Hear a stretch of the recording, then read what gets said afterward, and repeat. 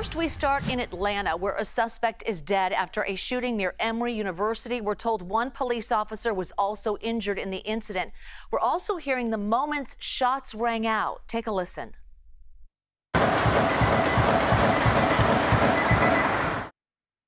Let's get right to CBS News national correspondent Dave Malkoff live at the scene. Dave, what do we know about the shooting and the suspect? Jules, right off the top, we know the suspect, the shooter in this case, is dead. It also happened inside. You see that big building right back there? Well, at the bottom of that building, there's a CVS, and in that CVS is where the shooter barricaded himself and the shooting occurred. We don't know much more about what actually happened in this building, but it is very close to a building that you would absolutely know. On the other side of the street, on the tree, through the trees, is the giant building known as the Centers for Disease Control and Prevention, the CDC. So right across the street from the CDC is where this shooting actually occurred. We have basically every law enforcement agency within an earshot right here with them on the scene, and the FBI is investigating this right now. We've had several investigators from the FBI cross this line and go right up to the CVS. There are people who are waiting for their kids who were inside a daycare, which is very close to this area.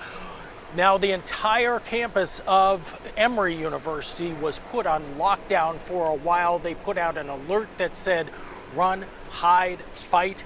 It's just a very scary situation for not only the students, the faculty, but also the parents who are standing right back there at the bus stop right there waiting for their kids to come back out and give them a hug after this very scary situation.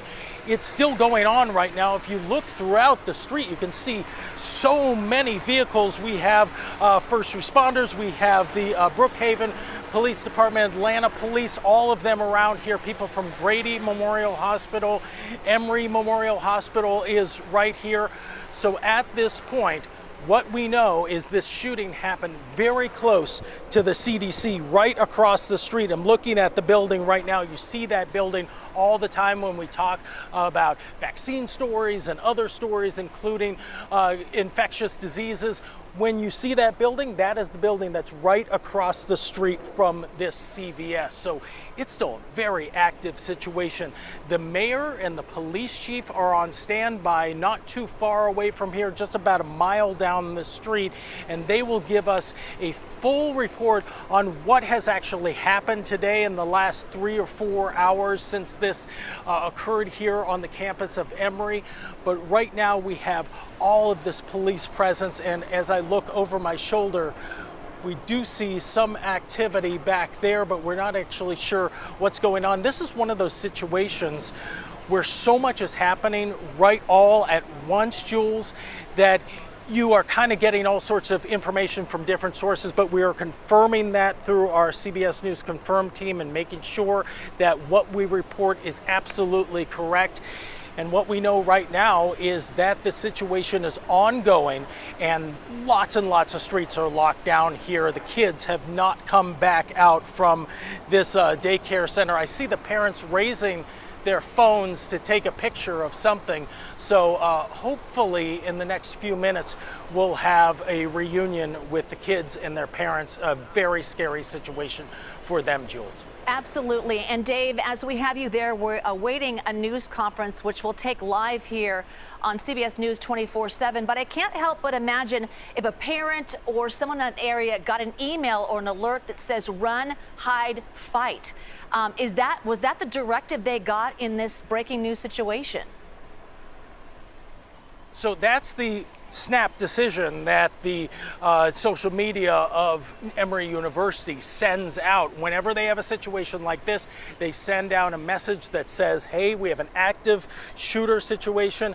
We send out that message. They have posted an all clear on that, so that's the good news. This is not a situation where you still need to be running, hiding, or fighting your way to survive a situation like this. But let me just check for you, Jules, because as we look back here, we do see people, they are coming out and giving snacks and water to the parents who are waiting over there, waiting for their kids to come out of that daycare area. But Emory University, as you know, is a giant university with a lot of people. Hold on. Yeah, we do, yeah. Yeah, there are people bringing some snacks and some water. It's very, very hot here in Atlanta, and everybody's just drenching sweat, so they're handing out snacks and water to the parents back there. But Emory University, giant university here on the middle part of Atlanta, and it is situated right next to the Centers for Disease Control and Prevention, which is right on the other side. Maybe you can see it if you look through the trees. I don't know, Brad, if you can see that. Not really, but I can see the glimmering windows from right here. So it's very important to understand how close this was actually to the CDC, and that is a situation that we're looking at right now. We do have so many police on the scene. We have the FBI, once again, the shooter. We have confirmed that the shooter is dead, and you heard those gunshots over and over again. Seems like there were several gunshots that happened at that time of the shooting, and so it was in rapid succession. So that sounds like something that would be at least a semi-automatic weapon. The pop, pop, pop that you hear so far just from that sound, that's what you normally hear from a semi-automatic weapon. All these parents seem to be gathering.